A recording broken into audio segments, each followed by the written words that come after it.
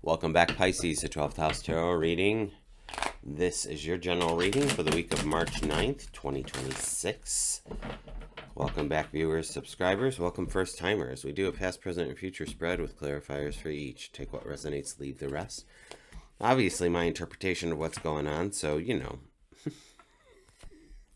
that could always be a little questionable. Hello, my friends. All right, so in the past position, you have the Magician. In the present position, Two of Wands. And in the future, the Tower. Of course we do. At the bottom of the deck, we have the Ten of Wands. Now, this is something you're not aware of or you don't see coming, or that's, the undercurrent of the reading. So let's just forge ahead and see what's happening in this past position. You have the Magician, the Hierophant, Eight of Wands, and the Queen of Cups. So that's water for you, and that's you right there. So the Queen of Cups is one about following your intuition. There might be an excessive amount of emotions going on, but there's a large and in charge kind of energy. And with your Magician and your Hierophant here, like the Magician has mastery of all the suits: Pentacles, Cups, Wands, Swords. The Hierophant is all about structure, all about tradition, institutions, and it's interesting because one feels very of this earth, the Hierophant, and the Magician feels very ethereal because we're doing magic, as above, so below. And so, do the two meet here? What's been transpiring for you? And then we have the Eight of Wands, and our Eight of Wands is swift movement. It could be swift communication. And I'm going to say, as I'm doing this and looking at that, I need the Queen of Cups to have been in charge of her emotion, keeping,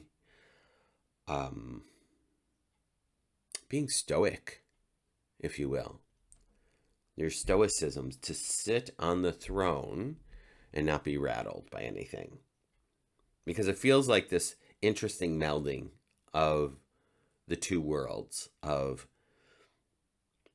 institution and magician, right? Can you see how they would be opposite in some way? All right, let's keep going ahead. We have the Two of Wands here. The Two of Wands is about moving on to new lands. Like, they've placed the first wand and adhered it to this wall. They have the second wand ready to go somewhere else. They have the globe in their hand and they're looking out. Where do I go next? And that's just a cycle in and of itself. A lot of times we're always asking that. Where do I go next? What do I do next? Like, whether it's work, relationship, housing, how do I get the clients? How do I, move forward? What is my next offering? What have you. So I want to bring our attention to this Ten of Wands and saying we don't have to carry it all by ourselves. Release the burden. Release things that don't no longer serve you, obviously. Delegate. Only take on that which is your responsibility.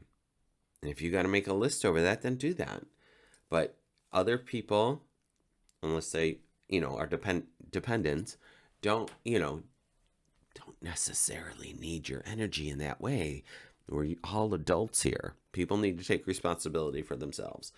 Let's keep going. I kind of went off on a tangent. Two of Wands in the present moment for the week of March 9th. We have now the Two of Swords with that. The Four of Swords in the Chariot. Very interesting. Because it's all leading up to this Tower moment. And one of the things as I was saying, with the Two of Wands, it's about a choice point. We're deciding, like, this is a long-term card. Where do I want to see myself in 6 months kind of thing? Because he's looking way off in the distance. He's not just going across the lake, right, to the next state or town or village.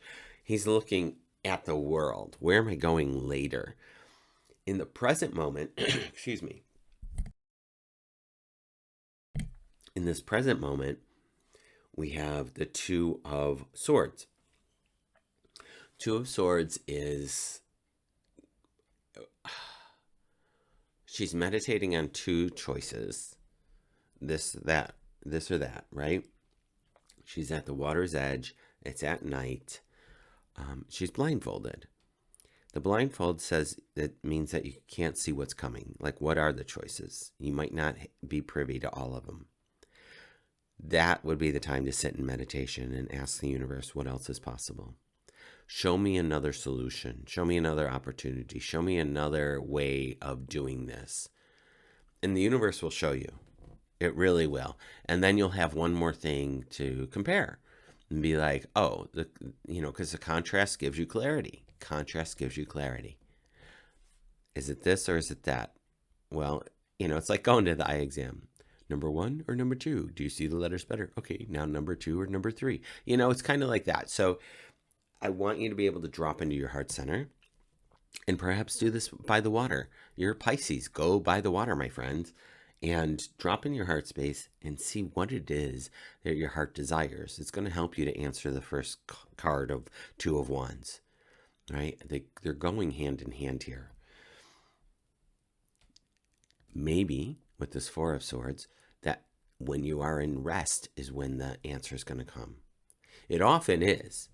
It often is when we're doing something mundane, our regular routine, washing the dishes, taking a shower, driving, whatever, taking a walk. And just like when we immerse ourselves maybe in nature or in art, there is an opportunity for spirit to come in and have a conversation and give us that aha moment, epiphany download. And it's up to you to write that down, take action, and move swiftly, because here's the Chariot saying, you got your info, let's do it. And we're moving forward. So I feel like it's a week of introspection, of going within, finding that third place solution, and making a long-term plan. And it's going to happen. So even if it's a long-term plan, 6 months out, for example, or 16 months out, there's going to be a tower moment.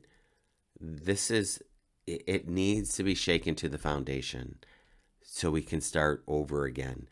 And it's not about like packing it all up and moving across country and starting literally over again, although that could be a thing. It is about recalibrating who you are in this world and what you're doing and where you want to be. Look at that. Now we have the 3 of Pentacles with that. So all eyes on me, all eyes on Pisces. You're doing good work and people are noticing. You have the Hangman. So here it is, going back within again, like the 4 of Swords did. Going in and making sure that we are on point with where we want to be going. And it's always good to check in. And then we have the 9 of Wands with that. The 9 of Wands is just a school of hard knocks. Like, yeah, you've been through some stuff. And you're no worse for the wear. You're good for it. Don't worry about it. You're fine. I feel like there's a big conclusion here because we have the 8, 9, and 10 of Wands. Those are all fire. Aries, Leo, Sagittarius. So if you have those in your life, they may be helping you out. But there's definitely this culmination of what is it that you actually know? See, I feel like this is a mirror between the Hierophant and the Magician. Whereas the Magician is in the ethereal, the Hangman goes to the ethereal, gets the download, gets the enlightenment. The 9 of Wands is the school of hard knocks, the physicality of going through life, and the Hierophant is that structure. So it's interesting. It doesn't feel as stern. It feels more fluid, and it feels easier. So congratulations on that. I'm looking for ease in my life, right? You want ease in your life. I feel like it's coming. We just are going through a transition. Meditation is key this week. Meditation, going within. Stop doing and just being. The Buddha says, don't just do something, sit there. That's what I want from you. Okay? All right, you got this, kids. Consider a like, subscribe, and share. I will be back next week. Let me know in the comments what's going on so I can hold space for you. I'll see you then. Take care.